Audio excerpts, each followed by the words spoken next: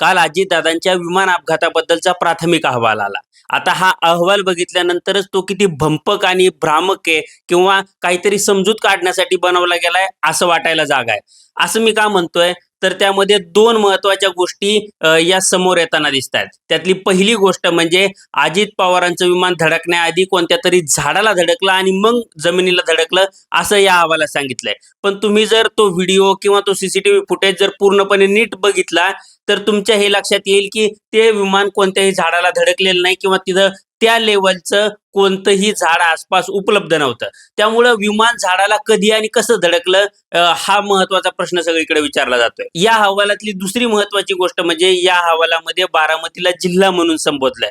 आता बारामती जिल्हा कधी झाला हे मला तरी माहिती नाही. तुम्हाला माहिती असेल तर सांगा. पण या दोन्ही गोष्टी आपण नीटपणे बघितल्या तर या अहवालामध्ये कोणतंही सिरियसनेस नाहीये आणि प्रोसेस फॉलो करून हा अहवाल बनवला गेलाय असं मला तरी वाटत नाहीये.